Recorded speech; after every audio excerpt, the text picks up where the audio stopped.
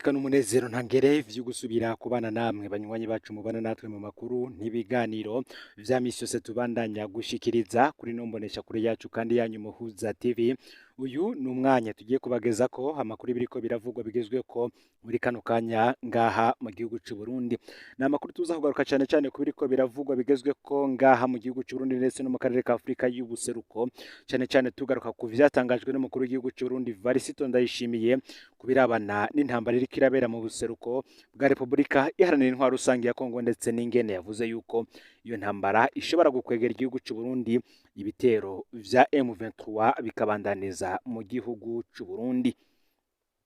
Evariste Ndayishimiye rero akaba yaratangaje ko azi neza ko intambara iri mu buseruko bwa Repubulika Iharanira Intwaro Rusangi ya Kongo ihuje igisirikare c'iki gihugu ndetse n'umuhari M23 ko izoshika no mu Burundi. Aya majambo bamwe bati aratangaje mu gihe Ndayishimiye afise batayo 16 mu gihugu ca Repubulika Iharanira Intwaro Rusangi ya Kongo, ya 17 nayo ikaba iri mu nzira. Ni ukuvuga ko abasoda b'u Burundi barenga ibihumbi 10 bagiye kugwanya M23. Bati nimba azi neza ko intambara izoshika mu Burundi, ni ukuvuga ko azi neza ko abasoda yarungitse ngo bazotsindwa muri iyo ntambara. Iki ni ikibazo ca mbere bibaza tuza kurabira hamwe. Bati none ko M23 ari abakongomani basaba uburenganzira bwabo mu gihugu cabo, Ndayishimiye akaba wenyene yarakiriye intumwa za M23 mu Burundi muri Rusama umwaka w'ibihumbi 2023, akanazemerera kuzifasha kuzumvikanisha na Perezida Antoine Felix Tshisekedi ngo ubu bigenze gute ngo ikibazo gihinduke c'u Burundi. Kuba Ndayishimiye yagurishije ingabo z'u Burundi kwa Tshisekedi zikaba ziriko zihonera mu ntambara itari y'u Burundi atani inyungu igihugu kibifisemwo, ngo vya bitangwe gutera ubwoba Ndayishimiye ku buryo yumvira ingaruka zavyo. Ese koko ngo batinya ko abasuda biwe bazohava bamuhinduka? Perezida Ndayishimiye akavuga kandi ko impunzi z'abarundi ziriko ziragwana muri M23 kandi ko zisigaye zimenyereye ingwano ku buryo budasanzwe. Ngo nimba koko ariko bimeze, none ninde yagize abana b'u Burundi impunzi? Ese ninde yatumye abana b'u Burundi bihebura ku buryo bigeraho bafata ibigwanisho? Mbega biramutse bishika ni igiki kizoba gitangaje muri kano karere? Ibihugu vyinshi vy'akarere bitwagwa n'impunzi zigeze gufata ibigwanisho kubera amareta ameze ngo nk'ayariho yari yarazimye uburenganzira bwazo. Mwishavu ryinshi n'icyuya cyinshi Perezida Ndayishimiye arangiza avuga ko Burundi bwiteguye guhangana na M23 kandi ko ino ntambara ishobora gukwegera igihugu cy'u Burundi. Muri ibibazo vyose tuvuze ngaha imbere ko dutangura ano makuru, nivyo tugiye kuza kurabira hamwe, ndetse n'ijambo ryatangajwe na Perezida Antoine Felix Tshisekedi ndetse n'icerekezo iyi ntambara iriko irafata muri no misi, aho bamwe mu bahinga mu vya politike batanguye kuvuga ko izoshika no mu gihugu cy'u Burundi. Abandi bati bishoboka kuba ari perezida rya gisirikare ryo baryarahaye aya makuru Varisito Ndayishimiye ko hoba hari n'ibitero vyimirije gukorerwa igihugu cy'u Burundi. Ufyonde subscribe canke sabone niba utari wafyonda ko kugira ngo tujucikanwa nadushikiriza usangize ano makuru bagenza aho bari hose, kandi kugira ngo nabo baje barashikirwa nabiriko biravugwa bigezwe ko ngaha mu gihugu cy'u Burundi, hanze y'imbizi y'igihugu cy'u Burundi ndetse no mu makungu ya kure. Ni Umuhuza TV rero mbahaye kaze muri ano makuru. Bamwe bati ese iyi ntambara koko Varisito Ndayishimiye azoyitsinda? Reka tubanze tugaruke ku kibazo cyabayeho mu minsi iheze, ubwo harimwo kuba inama y'abaperezida b'ibihugu bigize umuryango w'akarere ka Afrika y'ubuseruko. Ico gihe ni inama yarimwo perezida w'igihugu ca Tanzania Madame Samia Suluhu Hassan, irongwe na perezida w'igihugu ca Kenya William Samoei Ruto, irimo perezida Yoweri Kaguta Museveni w'igihugu ca Uganda, Paul Kagame w'igihugu c'u Rwanda ndetse na Varisito Ndayishimiye. Vyarashitseho perezida Varisito Ndayishimiye yaragiye gufata ijambo, internet ica iramubana ikibazo bituma adashikiriza ivyiyumviro vyiwe. Bamwe bati ese koko iyi ntambara Varisito Ndayishimiye azoyitsinda? Perezida Ndayishimiye yatangaje intambara yeruye mu karere mu gihe u Rwanda rwoza kwihagira imbibe z'u Burundi nk'uko biri kugenda muri Kongo bikozwe n'u Rwanda. Perezida Varisito Ndayishimiye yemeza ko ubuca kabiri M23 na ya misore yahungira mu Rwanda ikinjira mu Burundi kwihagira imbibe, ariko ko abarundi batazorera amaboko bazobagwanya. Perezida Ndayishimiye yaraye amenyesheje ko ivyo u Rwanda ruri gutegura abikurikiranira hafi, mbere yemeza ko afise amakuru ko ivyo M23 iri gukora ikoranye n'u Rwanda buca kabiri bakaza kubikorera mu Burundi, nk'uko yaraye abishikirije mu birori vyo kwifurizanya umwaka mushasha ku baserukira ibihugu vyabo mu Burundi. Umukuru w'igihugu Evariste Ndayishimiye yemeza ko ba basore bahungira mu Rwanda ngo Kagame yabahaye ibikoresho vya gisirikare, ubu bakaba bariko bagwana muri Kongo bakoranye n'umuhari M23. Abo yavugaga akaba ari Red Tabara. Evariste Ndayishimiye kandi yemeza ko buca kabiri bakaza kwihagira imbibe z'u Burundi, ariko akavuga ko abarundi badashobora kuvyemera. Amakungu ngo ataca akoze ngo agondoze u Rwanda, hazobaho intambara yeruye mu karere ka Afurika y'ibiyaga binini. Perezida Ndayishimiye kandi ngo yababajwe nuko amakungu ataca ariko arakora kugira afashe guhagarika umugambi w'u Rwanda mu guhungabanya umutekano mu karere, gutyo agasaba abaserukira ibihugu vyabo mu Burundi kugondoza u Rwanda ngo bahagarike iyo ngendo mbi, bitabaye uko naho akarere kose ngo kazoshikirwa muri iyo ntambara. Bamwe bati Perezida Evariste Ndayishimiye yoba yatanguye kugira ubwoba bw'ibiriko biraba mu buseruko bwa Kongo, aho umuhari M23 wamaze kwigarurira igisagara ca Goma.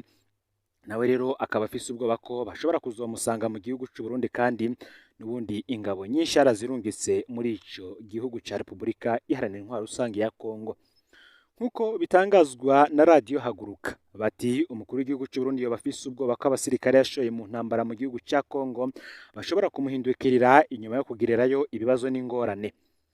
Mu birori vyo kwifurizanya umwaka mushasha abaserukira ibihugu vyabo mu Burundi ku muhingamo wo kuri uyu wa gatanu igenekerezo ya 31/0 uyu mwaka w'ibihumbi 2025 ku murwa mukuru w'ubutunzi Bujumbura ku Kirimba Ikiriri, umukuru w'igihugu c'u Burundi n'ubwoba bwinshi ngo yaraye abamenyesheje ko intambara iri mu gihugu ca Kongo ishobora kuba intambara yo mu karere kagize umuryango wa Afurika y'ubuseruko.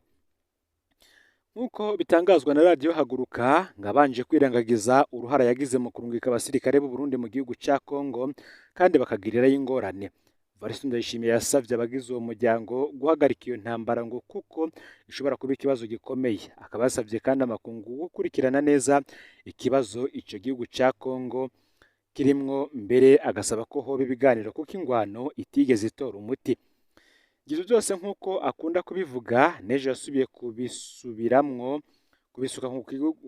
abisuka ku gihugu c'u Rwanda mu gusaba baserukira ibihugu vyabo mu Burundi kugondoza u Rwanda ngo kugira ruhagarika iyo ntambara muri Kongo, kuko bitagenze uko iyo ntambara ishobora gufata akarere kose.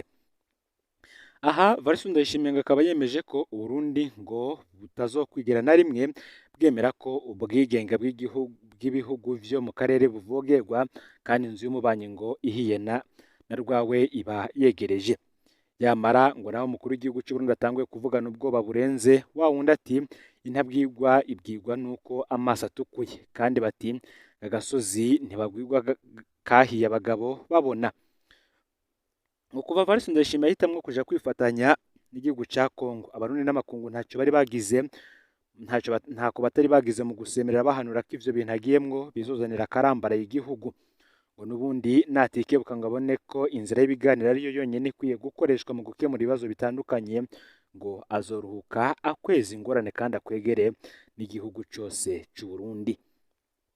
Ibi akaba ari ivyatangajwe na Radio Haguruka. Ni mu gihe kandi Eric Nyandwi nawe arongoka ikimenyeshamakuru UBM News nawe yagize ati, mu nkuru yanditse mu gatondo ko kuri uyu munsi, akaba yagize ati ngo amakungu asabwa guhagarika iterabwoba u Rwanda rukora muri Kongo nk'uko vyatangajwe na Evariste Ndayishimiye. Perezida Ndayishimiye yasavye abaserukira ibihugu vyabo mu Burundi kugondoza u Rwanda ruhagarika iterabwoba ruri gukora muri Kongo, bitagenze uko intambara irafata akarere kose. Muri ivyo birori vyabaye kugenekerezo ya 30/0 aho umukuru w'igihugu ariko yipfurizanya umwaka mushasha mwiza w'ibihumbi 2025 abaserukira ibihugu vyabo mu Burundi. Ibirori vyabire ku kirimba c'umukuru w'igihugu. Evariste Ndayishimiye akavuga ko Burundi budashobora kurorera amaboko rero mu gihe inzu y'umubanyi iriko irasha. Agira ati u Rwanda rubandanije gufata imbibe z'ikindi gihugu ntituzovyemera, ndazi neza ko ejo bizoshika no mu Burundi. Perezida Ndayishimiye kandi akaba yarangije asaba amakungu kugira ico akoze. Ibi vyose nibiriko biravugwa kuri intambara iri mu gihugu ca Repubulika Iharanira Intwaro Rusange ya Kongo. Ni mu gihe kandi biriko biravugwa yuko hari akarenganyo kadasanzwe mu miryango iri kuburira abayo muri iyo ntambara nk'uko amakuru adushikira bivuga, ngo kuja gufuba ababo rwose biri kuba ikibazo giteye ubwoba. Imiryango y'abasoda b'abarundi baguye mu ntambara n'abagwanyi ba M23 nayo ngo yarabujijwe kugandara nk'uko amakuru yandikwa n'ikimenyeshamakuru SOS Medias Burundi abitangaza. Mu Burundi imiryango myinshi yarapfishije abayo, ni ukuvuga abasirikare b'igisirikare cy'u Burundi FDNB bafashanye na FARDC, ingabo za Congo n'abafasha bazo kugwanya abaroberi ba M23.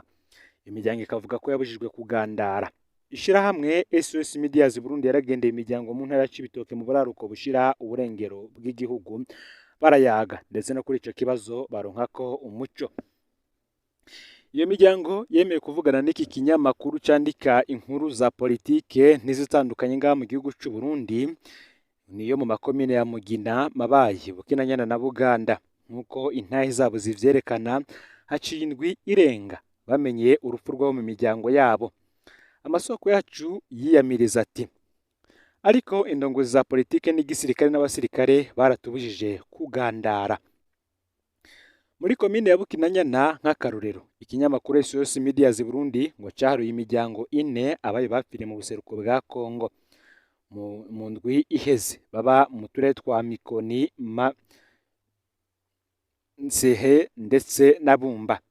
Imwe mu nshuti y'umuryango umwe mu yapfishije abana bayo yavuze iti mu ndwi iheze hagati niho imiryango myinshi yamenya ko abana bayo bapfuye. Aho hakaba hari muri za ntambara zikomeye cyane zahuje umuhari M23 n'igisirikare cya Kongo mu gihe bashaka kubohoza igisagara cya Goma.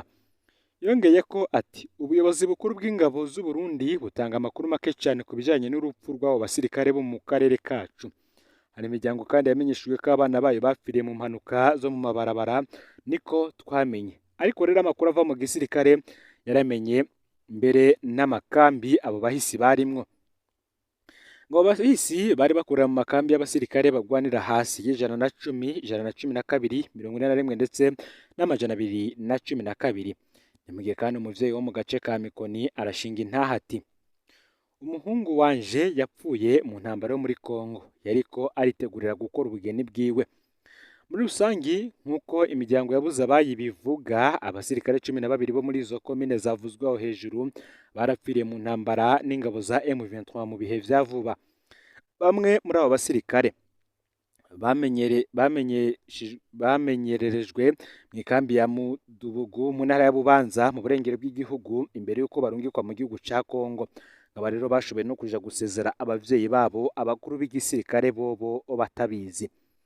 Rero ngo hari ivyo igisoda cy'u Burundi gisaba imiryango y'abasoda b'abarundi bapfiriye mu ntambara n'ingabo za M23, kirasaba ubutegetsi bw'u Burundi ngo babitumenyeshe. Ntituzi nimba ibiziga vyabo vyaratahukanwe no mu gihugu cabo canke bitaratahukanwa. Ikindi ngo ntitwaronse urusha rwo kugandara mbere no guhamba abana bacu, niko bivugwa n'umuvyeyi umwe.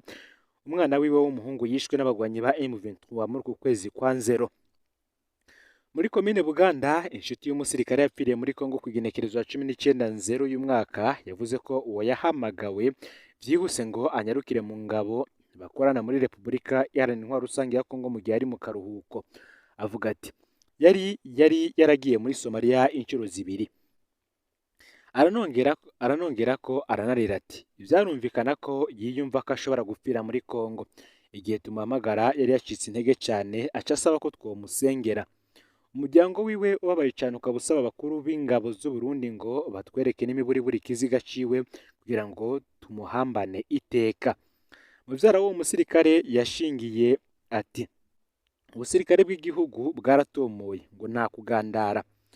Ni mu gisoko mu gisirikare bitashimye ko amazina yaryo amenyekana ku bw'umutekano waryo, rivuga ko ibiziga vyinshi bitashoboye gutorwa nyuma y'intambara zikomeje gukarira muri ico gihugu ca Repubulika Iharanira Intwaro Rusange ya Kongo mu gihe umubare M23 wariko witegura gufata igisagara ca Goma.